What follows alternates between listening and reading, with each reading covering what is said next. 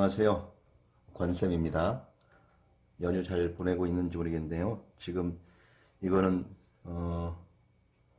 오늘은 5월 1일 날 전주 제 사무실에서 녹화하고 있습니다. 지난 시간에 너무 미안해요. 보니까 핸드폰에 너무 많은 동영상을 최근에 이 학습하면서 했기 때문에 거기에 과부하가 걸려서 일정 용량이 들어가면 자꾸 다운이 됐던 것 같아요. 그래서 10분 넘어가니까 자꾸 다운돼서 여러분들한테 번거롭게 해드렸는데 죄송하고요. 저도 같은 말을 두 번, 세 번 하게 돼가지고 굉장히 황당했습니다. 자, 어쨌든 지난번 단원 우리 기억나나요? 우리 지금 두 번째 큰 챕터하고 있죠. 첫 번째 큰 챕터는 뭐였어요? 세무일반 개요에 대해서 했고, 두 번째가 우리 부가가치세 하고 있죠. 자, 부가가치세 7가지 챕터로 나눠져 있는데 우리 지난 시간에 한 게 부가가치세의 개요에 대해서 했어요. 그러니까 전체적으로 부가가치세란 무엇이냐. 선생님이 예로 든 게 뭐였죠? 그렇죠. 예, 빵 얘기 했었죠. 빵을 만들기까지 과정에가 밀가루 먼저 밀을 생산하고 그 밀가루를 빻은 다음에 그 다음 단계 또 보면 이게 또 빵 공장으로 와서 빵을 만들고 빵 공장에서 또 판매하는 판매점으로 옮겨놓고 거기서 또 최종 소비자인 고객들한테 판매를 한다. 그때마다 각각의 단계마다 추가된 부가가치만큼의 세금을 추가적으로 다음 단계인 사람한테 받게 돼 있죠. 그렇죠. 그리고 자기는 그 전 단계에서 냈던 세금을 공제하고 이런 형태를 가졌습니다. 어쨌든 최종 세금의 담세자는 누구였어요? 부담하는 사람은? 그렇죠. 최종 소비자였죠. 예를 들면 아침에 딸기우유 사 먹은 선생님이 부담하는 거죠. 다만 세금을 내는 사람은 선생님이 내는 게 아니라 국세청에다가 납부하는 사람은 누구예요? 그렇죠. 각각의 그 공정에 있던 과정에 있던 사람들이 다 세금을 내는 형태로 설명드렸습니다. 그래서 오늘은 이제 두 번째, 지난번에 첫 번째 동영상이 많이 끊어져서 미안하고요. 두 번째, 납세 의무자와 과세 거래. 그리고 계속해서 이제 사업장과 거래 장소, 어떤 데서 어디를 사업장으로 할 거냐, 그 다음에 거래 장소는 어디라고 볼 거냐. 거기에 따라서 거래 장소가 어디냐에 따라서 뭐겠어요? 그렇죠. 거래 이루어진 데 대한 어떤 세금 부과 문제가 생기니까요. 그 다음에 이번 시간은 어떨지 모르겠지만 가능하면 4단원까지 가려고 합니다. 영세율 적용과 면세. 영세율하고 면세는 좀 차이가 있다고 말씀드렸어요. 그래서 뒷부분에서 영세율과 면세에 대한 비교까지 해보겠습니다. 어쨌든 오늘도 여러분과 같이 달려볼 건데요. 달리기 전에 선생님 친구 하나 소개하겠습니다. 잘 보이나 몰라요. 귀엽게 생겼죠? 선생님도 사실 장난감 가지고 놀아요. 근데 남자들도 그럴 때 있잖아. 한 번씩 심심하고 그러면 갑자기 이게 뭐냐면 예쁜 인형인데 여기 위에 이렇게 프로펠러가 달려 있어요. 그리고 빙 도는 거야. 가지고 여기다가 선생님이 여기 뒤에를 딱 돌리면 얘가 빙 돌아요. 한번 잠깐 보여줄까요? 돌아. 보였죠? 꺼야겠다. 얘가 그래서 막 이렇게 하늘을 나는 거예요. 날았다가 이게 천천히 내려와. 내려오면 여기 센서가 있어가지고 손을 살짝 대면 손에 닿기 전에 다시 또 올라가요. 올라갔다가 조금 지나면 또 내려앉을 때 좀 손을 대면 또 올라가고 이렇게 가는 겁니다. 이거 왜 보여주냐면 이번에 2, 3, 4 세 개 단원을 하다 보니까 중간에 페이지를 자를 때가 있어야 될 것 같아요. 근데 나누다 보면 딱 뭐 30분씩 딱딱 쪼개지는 게 아니어서 시간이 어떤 데는 막 30분, 40분 되고 어떤 거는 10몇 분, 20분도 안 될 수도 있을 것 같아서 혹시 시간이 좀 짧은 부분에 있으면 선생님이 이거 띄우는 영상을 한번 넣어 보겠습니다. 물론 계획이니까 어쩔지는 모르겠어요. 그래도 일단 여러분한테 소개를 합니다. 자, 어쨌든 이 단원 두 번째 부가가치세의 두 번째 단원 납세 의무자와 과세 거래에 대해서 배우겠습니다. 배우기 전에 먼저 짧은 동영상 하나, 사업자를 위한 부가가치세 기초상식 전반적인 얘기가 들어있을 거예요. 그래서 이 부분에 대한 동영상을 잠깐 보고 오도록 하겠습니다. 준비됐나요? 예, 영상 보겠습니다. 큐. 여러분은 물건을 사고 팔 때 부담하는 부가가치세에 대해 얼마나 알고 계신가요? 오늘은 부가가치세 신고와 납부기간, 제출 서류 등 사업자에게 필요한 부가가치세의 다양한 정보에 대해 알아보는 시간 마련했는데요. 자세한 내용 진달래 기자가 전해드립니다. 부가가치세란 상품의 거래나 서비스의 제공 과정에서 얻어지는 부가가치에 대하여 과세하는 세금이며 사업자가 납부하는 부가가치세는 매출세액에서 매입세액을 차감하여 계산합니다. 부가가치세는 물건값에 포함되어 있기 때문에 실제로는 최종 소비자가 부담하는 것이며 이렇게 최종 소비자가 부담한 부가가치세는 사업자가 세무서에 납부하게 됩니다. 그러므로 부가가치세 과세 대상 사업자는 상품을 판매하거나 서비스를 제공할 때 거래 금액의 일정 금액의 부가가치세를 징수하여 납부해야 합니다.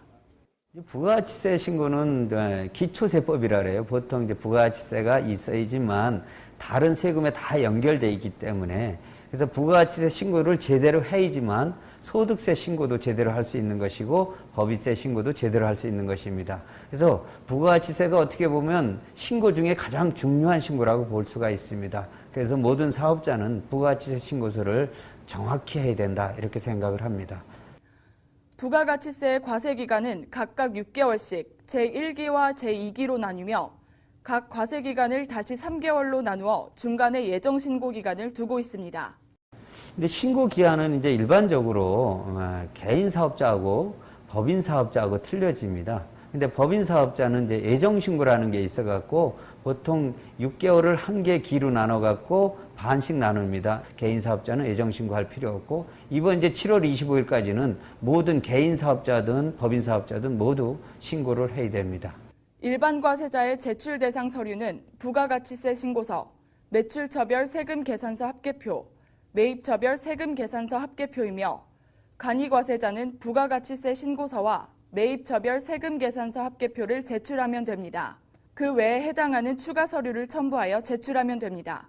부가가치세의 사업자는 일반 과세자와 간이 과세자로 나눌 수 있으며 1년간의 매출액을 기준으로 구분합니다. 1년간의 매출액이 4,800만 원 이상인 일반 과세자는 매출세액에서 매입세액을 공제한 금액을 납부하고 1년간의 매출액이 4,800만 원 미만인 간이 과세자는 매출액과 업종별 부가가치율을 곱한 금액의 10%에서 공제세액을 제외한 나머지를 납부하게 됩니다. 신고 기한 내 신고하지 않으면 그거에 대해서 신고 납부 불성실 가산세를 10%, 자기가 납부할 세액의 100만 원이라면 10만 원을 당장 추징당할 수 있으니까 바로 신고를 해야 됩니다. 그 다음에 이제 소득세 같은 경우도 부가가치세 신고를 안 하게 되면 또 할 수 없고 그렇기 때문에 여러 가지 불이익을 당할 수 있으니까 부가가치세 신고는 반드시 해야 됩니다. 한편 국세청 홈페이지에서는 부가가치세 신고와 관련하여 과세 유형별 신고서 작성 요령 등을 안내하고 있으며 필요한 신고 서식도 다운받아 사용할 수 있도록 하였습니다. 또한 홈택스를 이용하여 전자신고를 하면 보다 쉽게 신고서를 작성할 수 있고 전자신고로 제출한 신고서 등 첨부 서류를 별도로 세무서에 보내지 않아도 되므로 편리하게 신고를 마칠 수 있습니다. 신고한 세액을 납부할 때에는 납부서를 작성하여 가까운 은행에 납부하거나 홈택스를 통해 계좌이체 방식으로 세금을 납부할 수 있습니다. 또한 1,000만 원 한도 내에서는 신용카드 납부도 가능합니다. 부가가치세 관련 상담은 국번 없이 126번 국세청 세밀의 콜센터로 하시면 도움을 받을 수 있습니다. 국세매거진 진달래입니다. 네, 영상 잘 보셨습니까? 네, 영상에서 부가가치세에 대한 기본적인 얘기를 좀 나눴는데요. 이제 그걸 보고 여러분과 같이 또 추가적인 얘기 해보도록 하겠습니다.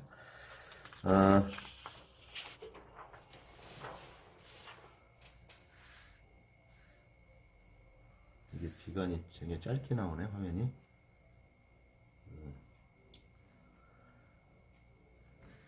이렇게요. 자, 부가가치세 납세 의무자와 과세 기간에 대한 얘기를 해보겠습니다. 자, 제가 말씀을 드렸죠.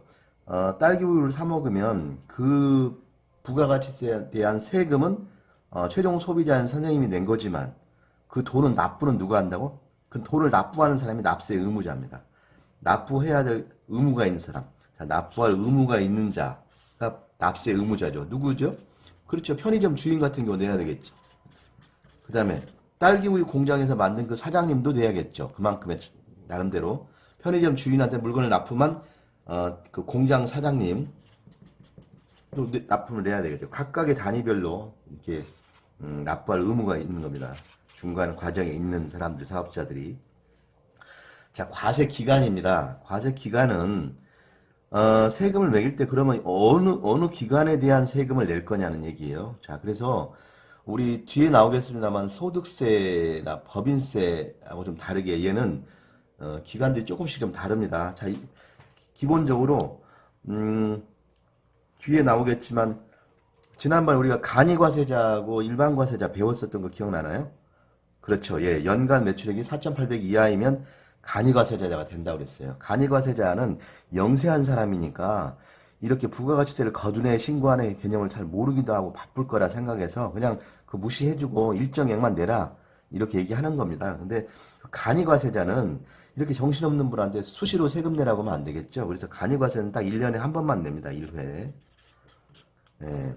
12월 30일이 끝난 다음에 그 다음 달 25일, 즉 1월 25일까지 작년 1년간 거 한꺼번에 계산해서 그냥 정산하면 끝나요. 근데 그게 아닌 간이과세자가 아닌 사람들은 어떡하냐? 자, 일단 이건 법인하고 개인하고 나눠요. 그래서 법인은 4번 하는 겁니다. 자, 그 전에, 자, 미안해요. 개인 사업자, 일반 과세자는 1년에 2번 해요. 상반기, 하반기. 즉 1월 1일부터 6월 30일까지, 그 다음에 제2기는 7월 1일부터 12월 31일까지 이렇게 2번에 걸쳐서 합니다. 그리고 나서 언제 하냐면 그 다음 달 25일, 즉 1기 같으면 7월 25일 날이 되겠죠. 2기는 12월 30일이 끝난 그 다음 달, 즉 그 다음에 1월 25일 날 신고를 하면 됩니다. 그런데 이건 개인 사업자인 거고요. 법인 사업자는 이렇게 안 하고 이것도 1기를 2번 나눠요. 그래서 1분기, 즉 3월 31일까지는 4월 20일까지 신고를 하라는 거고 예정신고로. 예정신고, 확정신고로 그 각 기를 또 나눕니다. 즉 법인은 1년에 4번이 되는 거죠. 그래서 아까 말씀드린 간이과세자는 1년에 한 번, 그 다음에 일반과세자, 개인사업자는 일반과세자는 1년에 2번, 그 다음에 법인사업자는 1년에 몇 번? 4번 이렇게 합니다. 왜 이렇게 1년에 4번씩이나 번거롭게 할 거예요? 한꺼번에 그냥 걷어버리면 편할 것 같은데? 예, 그렇죠. 여러분 아까 이렇게 생각하면 돼요. 3대 소득이라고 그랬지 않습니까? 그렇죠. 부가가치세는 굉장히 규모가 큰 세금입니다. 국세청 입장에서는. 그러면 그때 발생한 부가가치에 대해서 사실은 그 각 사업자가 가지고 있는 거죠. 그러다가 세금 낼 때 되면 그때 가서 세무세다 내는 거 아닙니까? 그런데 그 돈은 사실은 누구 돈이에요? 그렇죠. 국세청이 가져갈 돈인데 이분들이 가지고 있는 시간이 길어지게 되면 그 전체 합계액이 이자가 어떻겠어요? 그렇죠. 엄청나겠죠. 이자만 해도. 그러니까 국세청 입장에서는 가능한 빨리빨리 걷어들여야 되는 겁니다. 아마 마음은 지금 1년에 4번이지만 1년에 12번 하고 싶은 마음도 있을 거예요. 왜? 그때 내 이렇게 하고 싶은데 너무 번거로우니까 좋아. 선수들인 법인, 니네들은 잘 아는 애들이고 시스템이 되어 있으니까 규모가 있으니까 법인인 니네들은 자 선생님이 여기서 뒤에 설명하겠지만 법인이라고 하는 건 앞에 주자 이렇게 붙어있는 회사가 대부분이에요. 삼성전자 법인인가요? 개인사업자인가요? 그렇죠. 삼성전자는 법인입니다. 주로 시작하죠. 삼성전자는 가공의 회사 이름 삼성전자라는 얘가 사람처럼 세금도 내고 각종 서류도 제출하고 소송도 하고 다 하는 겁니다. 얘가 그냥 가공의 사람, 즉 법인이 되는 거죠. 자, 그래서 그 법인은 1년에 4차례씩 수시로 신고하고 돈을 갖다 내라는 거고요. 그보다 조금 역량이 좀 떨어지는 개인 사업자의 일반 과세자들은 좋아, 니네는 봐줄게. 1년에 2번만 해. 그리고 그보다도 더 못한 4,800만 원 이하자들, 아주 영세하거나 인제 사업 막 시작해서 이것저것 구별 못하는 이 사람들은 1년에 한 번만 해라. 이렇게 지금 얘기하는 겁니다. 그래서 과세 기간은 이렇다. 그리고 1년에 법인 같은 건 4번. 그렇죠?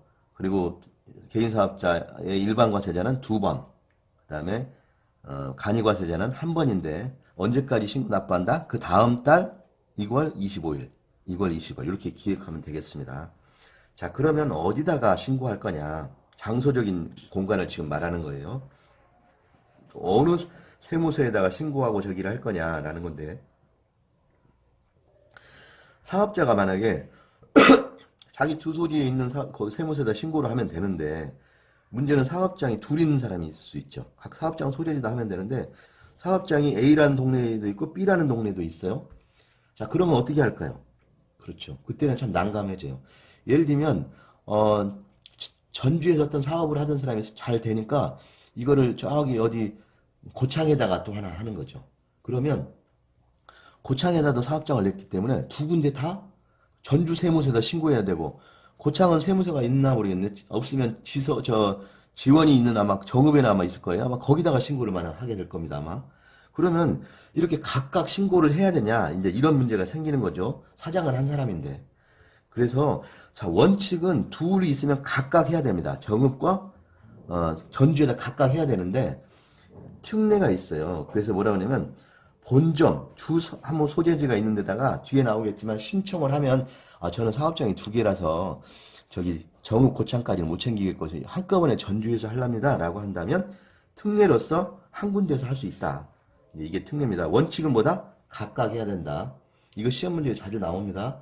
원칙이 둘 이상일 때는 한 군데 주 사무소에서 신고한다. 딱 그 얘기 들으면 그럴싸하잖아요. 원칙은 그게 아니라 원칙은 각각 한다. 다만 내가 신청을 하면 특례로서 주 사무소 한 군데로 일원화해서 할 수도 있다. 이렇게 생각하면 되겠고요. 자, 재화를 수입하는 자. 우리 영세율이나 이거 얘기할 때, 수출 수입 얘기할 때 나오는 거죠. 재화를 수입하는 자는 관세법에 따라서 수입 신고하는 세관. 세관이 각국에 다 있습니다. 각 지역에. 예를 들면 국제무역이 되는 부산, 인천, 목포 이런 데 다 세관이 있어요. 항구에는. 또 공항으로는 어디가 있겠어요? 그렇죠. 인천공항에 있겠죠. 김해도 국제공항이면 거기도 세관이 있습니다. 거기 들어올 때 신고를 하면 거기다가 납세를 하는 그런 형태가 되겠습니다. 자, 넘어갈게요. 자, 이번엔 두 번째 부가가치세 과세거래. 자, 선생님이 좀 포인트를 못 맞추겠네. 자, 부가가치세 과세거래의 종류와 공급 시기를 볼게요. 이렇게 하면 안 되겠다. 자, 이렇게 하고 해야겠네. 선생님이 이렇게 위에서 놓고 이걸 찍으니까 자꾸 얼룩이 조금씩 지는 것 같네. 그죠? 자, 부가가치세 과세 이제 거래와 종류와 공급 시기에 대한 걸 한번 보겠습니다. 자, 부가가치세는 어떨 때 거래라고 보고 과세를 한다고요? 예, 그렇죠. 재화를 공급하면, 재화라는 건 알죠? 부가가치세 과세 대상이 되는 재화라는 건 뭐냐면 재산적 가치가 있는 모든 물건을 말해요. 거기에다 무채물도 말해요. 그러니까 열, 자연력, 권리 이런 것도 다 포함됩니다. 이 재화에 보면은 보이는 것과 보이지 않는 것 포함한 모든 거예요. 재산적 가치가 있는 건 모두 포함된다. 이렇게 이해하면 되겠습니다. 자, 그래서 재화를 공급하는 것이 부가가치세 거래에 포함됩니다. 근데 이 공급이라고 하는 것도 두 가지가 있어요. 실질적인 공급. 그건 무슨 말이냐면 아까 우리가 거래 봤죠. 앞단원에서 지난 시간에. 그렇죠. 밀을 빵 공장으로 보내고 그럼 돈 받고 거래를 하는 거죠. 그렇죠. 대가를 주고 서로 주고받는 거 아닙니까? 그 다음에 또 그 밀가루 공장에서는 밀가루를 생산한 다음에 빵 공장으로 또 보내죠. 그때도 돈을 서로 주고받고 이렇게 대가 관계가 있이 서로 재화를 주고받는 걸 실질 공급한다 이렇게 얘기를 합니다. 그 형태는 가공계약이다, 교환계약이다, 경매다, 수용이다, 현물 나오는데 아무튼 어쨌든 대가가 있이 서로 주고받는 거래 관계 이게 실질 공급이라는 거고요. 근데 실질적으로 그렇게는 안 했는데 대가가 없이 그렇게 왔다 갔다 했다는 거죠. 그런데 간주 공급으로 보겠다는 얘기예요. 간주 공급으로 보겠다는 얘기는 실질적인 공급이다 아니다? 실질적으로는 공급은 아닌데 실질적으로 원래 공급은 아닌데도 불구하고 공급처럼 간주하겠다. 너는 공급이야. 즉 세금 때리겠다 그 얘기입니다. 너 세금 내세요. 이렇게 하겠다는 얘기입니다. 어떤 사연일까요? 한번 보면요. 자, 간주 공급이라고 하는 거는 여기 몇 가지가 나와 있어요. 자가 공급이라고 하는 건 뭐냐면 자기가 몇 가지가 나와 있는데 자, 이 세 가지가 나와 있는데 한번 보세요. 이걸 굳이 세 가지 이렇게 두 가지 나누지 말고 그냥 선생님 생각엔 이렇게 해서 여섯 가지를 여기 세 가지 여기 세 가지에서 여섯 가지 이렇게 알면 좋을 것 같아요. 그냥 자, 이렇게 봅시다. 아까 빵 공장에서 가져온 거를 이걸 빵을 만들어서 제과점으로 가야 되는데 예를 들면 다른 면세 사업 뒤에 나오겠지만 면세 사업 종류가 여러 가지가 있습니다. 뭐 약국 뭐 이렇게 여러 가지 있는데 그 면세 사업 업종에다 이걸 납품을 하게 되면 거기서는 세금을 안 내요. 그러니까 어디로 사라져 버리는 거죠. 그러니까 그동안 이런 거래에서는 모든 거래에서 부가가치세에서 내는 게 아니라 어떤 업종이나 어떤 품목들은 세금을 또 안 내는 애들이 있어요. 그래서 내가 여기서 받아온 물건을 면세 사업으로 넘겨버리면 여기서는 세금을 안 내기 때문에 그게 사라져버려요. 그러면 이 사람은 이 앞 단계에서 세금을 어떻게 했어요? 그렇죠. 걷어왔잖아요. 걷어오고 자기는 이미 공급을 받았잖아요. 세금 공제를. 앞단은 세금 공제를 별도로 받는다고 말씀드렸어요. 자, 근데 여기서 중요한 게 하나 있어요. 뭐냐면 빵 공장에서 빵을 만들기까지의 앞단에 있는 건 공제받을 수 있다고 그랬죠. 그리고 다시 내가 물건을 판매하고 나면 그 판매할 때는 이 고객한테 받은 돈을 세금을 낸다고 그랬습니다. 그래서 여기에서 이걸 빼고 나머지를 제출한다고 그랬는데 그건 형식적인 거고 실질적으로는 이 물건을 팔았냐 못 팔았냐 무관하게 여기서 물건을 띄워오는 순간에 세금 공제는 받는 거예요. 그러니까 이 사람 A라는 업체 사장 입장에서는 내가 물건을 만들어서 B한테 넘기는 걸 떠나서 내가 원재료나 앞전 공정에서 물건을 많이 띄워오면 그 달에는 부가가치세가 확 떨어져요. 왜? 환급을 받는 거지. 여기서 매출은 적지만 물건 띄워올 때 세금 공제 받을 거를 그 달 신청한단 말이지. 그러면 이게 확 올라가고 이거는 별로 안 높으니까 마이너스가 쓸 수 있는 거죠. 자, 그래서 이렇게 면세 사업으로 이걸 분용을 하면 이 사람 입장에서는 면세 사업으로 넘어가는 순간에 이제 여기서는 세금 나올 데가 없고 국세청 입장에는 세금이 들어오질 않아요. 왜? 이 사람은 면세 사업이 되니까. 근데 얘는 세금 공제를 받았잖아요. 그죠? A는 받았다고. 그리고 공제받은 건 지돈뿐만 아니라 앞단에서도 원래 국세청에 내야 될 세금이 지금 들어있는 거 아닙니까? 이걸 지가 띄어먹은 거가 똑같죠. 세금 혜택만 받아놓고 저는 납세해야 될 세금은 없어져 버린 거 아니에요. 공중으로 날아간 거죠. 그때 면세 사업으로 전용을 하면 세무당국에서는 이렇게 보겠다는 거죠. 야, 네가 면세업으로 넘겼긴 하지만 이 세금 이거는 거래로 보겠다. 그러니 뭐겠다? 부가가치세는 내라. 여기서 매출은 않는 건 알겠는데 부가가치세는 내세요 하는 게 이 얘기입니다. 면세 사업자임에도 불구하고. 자, 그 다음에 두 번째 말들이 조금 길면서 좀 어려울 수 있어요. 비영업용 소형 승용차. 말은 좀 어려운데 그 유지의 전용. 선생님 예를 하나 들어볼게요. 이쪽에다 한번 써볼까? 잘 그리는지 모르겠지만. 택시가 있어요. 자, 비슷하진 않지만. 택시가 있는데 택시 회사에서 새로 차를 뽑으면 이거는 부가가치세 대상입니까? 아닙니까? 택시 회사 차가 100대인데 이번에 10대를 새로 들여왔어. 그러면 들여온 세액에다 10% 내야죠. 부가가치세 당연히 내는 거니까 이 거래도. 자, 이번에는 예를 들어 봅시다. 택시 회사에서 타이어나 이런 거 소모품들이 많으니까 타이어를 한 100개 사왔어요. 타이어를 100개 사왔는데 100개 사온 타이어를 이 택시 갈아 끼운 데다 끼우면은 그렇죠? 이건 문제가 안 되는데 예를 들면 이 타이어를 어디다가 써버리냐면 택시회사 사장님 개인 승용차 있죠? 사장이 타고 다니는 승용차 바퀴를 바꿨어. 자, 이때는 어떻게 해야 돼? 매출이 안 됐잖아요. 그렇죠? 매출이 안 됐다고. 그러면 이때는 이것도 거래로 보겠다는 겁니다. 야, 너 매출은 안 했지만 네 사업용으로 쓴 게 아니기 때문에 여기에 대해서는 거래로 보고 세금을 내라는 얘기. 그렇죠?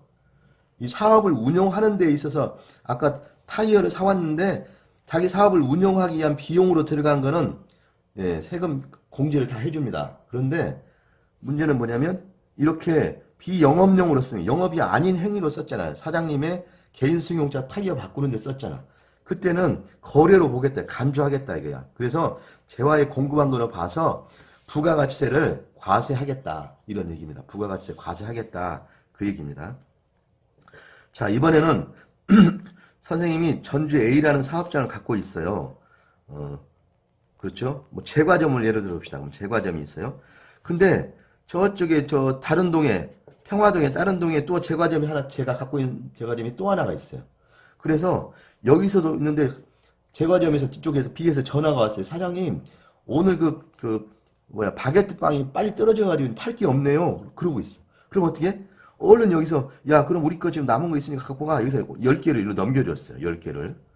자 그러면 이 각각의 사업장 입장에서 볼 때는 선생님이 전체 사장인 입장에서는 A에서 하나 B에서 하나 똑같지만 아까 부가가치세는 각각 사업장이 따로 있다고 그랬습니다. 여기 신고, 여기 신고 틀리다고 그랬잖아요. 그렇죠. 근데 이 A 사업장 입장에서 보면 매출이에요? 그렇죠. 이걸 매출한 건가요? 판매한 건가요? 판매는 아니죠. 그렇죠. 판매는 안 했어. 하지만 부가가치세는 국세청 입장에서는 들어와야 되는데 안 들어왔잖아요. 그죠? 이거에 대해서 예, 야 이거 거래로 보겠다 이 얘기입니다. 가지고 와라. A 너는 갖고 와.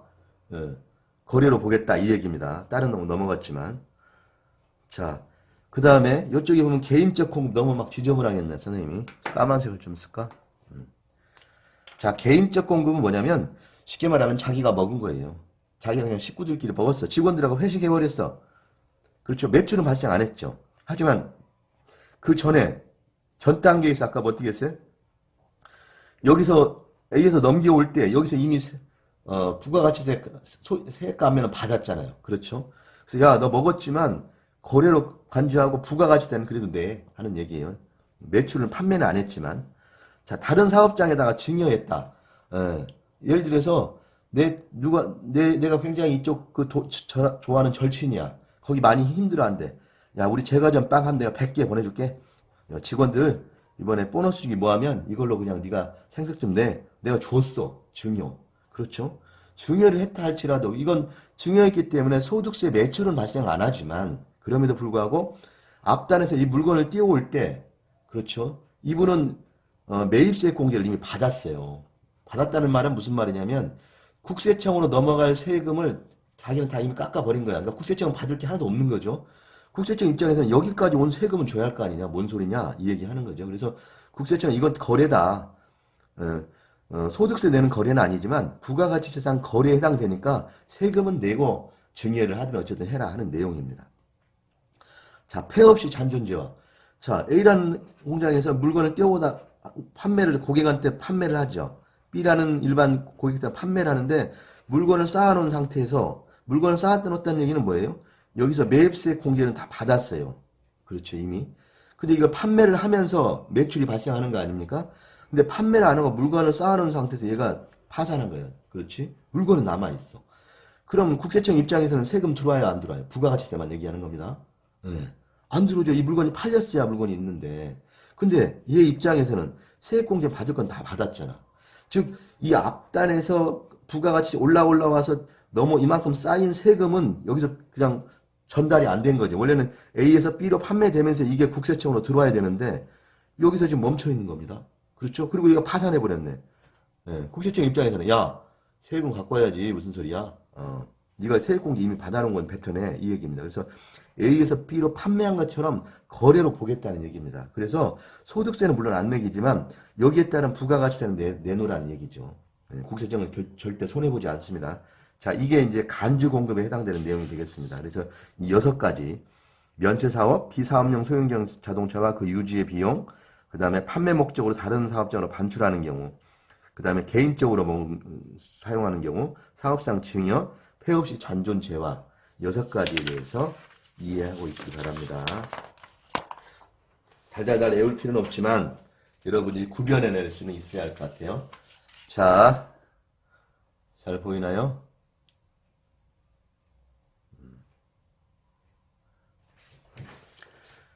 자, 이번에는 재화의 공급으로 보지 않는 경우. 지금 여러분들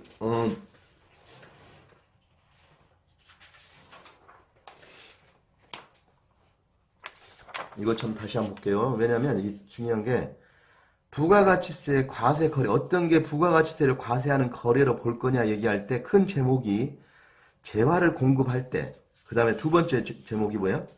용역을 공급할 때, 그 다음에 세 번째는 뭐야? 재화를 수입할 때, 우리가 물건 수입할 때. 이 세 가지가 지금 과세 거래란 얘기예요. 그래서 지금 우리가 앞에 방금 얘기한 거는 재화를 공급할 때 재산적 가치가 있는 물건이라고 하죠. 재화는 보이는 것이든 보이지 않는 것든 간에 재화를 공급할 때 그걸 거래로 보고 세금을 부가가치세를 받겠는데 실제로 거래는 아니지만 에도 불구하고 거래로 간주를 해서 간주하겠다는 겁니다. 공급한 걸로 간주를 해서 부가가치세를 내가 때리겠다 내라 라고 하는 게 지금 요 간주 공급에 관한 얘기예요. 지금 첫 번째 한 거. 재화 공급에 관한 얘기에서 지금 얘기고, 자, 이번에 더 나아가서 이제 재화 공급 두 번째는 뭐냐면 재화 공급이지만 에도 불구하고 재화 공급으로 보지 않겠다는 겁니다. 이건 뭐냐면 질권, 저당권, 그 다음에 양도 목적으로 부동산 및 부동산의 권리를 담보 제공하는 거, 이런 것들은 거래가 아니니까 그냥 네가 무슨 일 생기면, 뭔 일 생기면 이 돈은 잡아놓을 거야 라는 약정해 놓은 거거든요. 이건 거래로 보지 않겠다는 거죠. 세금 내지 않겠다는 얘기입니다. 그 다음에 우리가 지난번에 한번 세금 개요에서 배웠던 거 기억나나요? 세금은 무조건 뭐라고요? 그렇죠. 현물과세라고 그랬습니다. 돈으로 내야 되는데 그럼에도 불구하고 예외가 있다고 그랬죠. 상속세, 증여세 낼 때 목돈이 필요한데 돈이 없을 거니까 그때는 물납을 받아준다고 그랬잖아요. 그렇죠. 이렇게 상속세나 증여세, 지방세 이런 부동산 세법에 따라 물납을 하는 거는 그건 거래는 아니다. 돈이 없으니까 주는 거니까 돈의 가치 환산해서 가져가는 거라서 거기에까지 부가가치세를 때린다는 건 좀 너무한 거죠. 자기들도 그렇죠. 양심이 있어야지. 그래서 그건 거래가 아니다. 재화의 공급으로 보지 않는 거 말씀드렸습니다. 질권이 뭐냐? 오른쪽에 있으니까 한번 읽어보시기 바랍니다.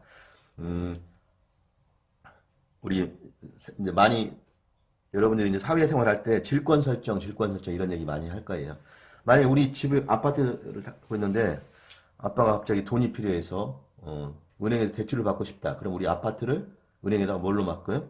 담보를 맡기죠. 아파트를 혹시라도 내가 돈을 못 갚을 일이 생기면 우리 이 아파트를 팔아서라도 드릴 테니까 돈 얼마만 빌려주세요. 이게 하는 게 지금 질권 설정이죠. 질권 설정이라고 하는데 이렇게 담보를 잡히는 걸 질권이라고 합니다. 그래서 어떤 부동산의 권리를 부여받는 거 이렇게 이해하시면 되겠어요. 괜히 안 좋은 예를 들어서 좀 미안하네. 엄마 아빠 돈 빌린 얘기해서 좀 아무튼 근데 여러분이 이해하기 쉽게 얘기하면 그겁니다. 선생님도 살면서 빚 내는 거에 대해서 굉장히 두려움 같은 게 있어요. 여러분도 그래야 돼요. 특히 카드 쓰는 거 여러분 조심하셔야 된다고 말했죠. 카드는 가위로 자르라고 말씀드렸던 거 기억나시죠? 예. 나중에 여러분 사회생활 해갖고 여러분이 저 학교 졸업한 다음에 선생님 기뻐해 주십시오 하고 학교 찾아오면 내가 여러분한테 가위 하나씩 사줄게. 예. 왜냐면 월급이 나오면 분명히 옆에서 카드 만들라고 할 거거든. 그래서 체크 카드 외에는 여러분 신용카드는 절대 쓰지 마시라. 왜? 빚이니까. 자, 말이 길었네요. 자, 이번엔 아까 이제 재화의 공급. 자, 두 번째는 뭐다? 정부에서 부가가치세라고 생각하면서 세금을 때리겠다는 내용입니다. 재화의 공급. 그 다음에 두 번째는 용역의 공급입니다. 용역은 뭐죠? 아까 재화는 재산적 가치가 있는 거라고 그랬는데, 용역이란 건 뭐냐면, 재화 이외의 것. 재화 외에 재산 가치가 있는 모든 영무. 즉, 쉽게 말하면 몸으로 일하는 겁니다. 몸으로 때우는 거, 막, 노동행위, 이런 거 다 영무라고 할 수 있는데, 이 용역의 공급이라고 할 수 있습니다. 노동력을 활동하는 거. 서비스를 제공하거나 이런 것들. 예를 들면 여러분 만약에 마사지 샵 갔어요.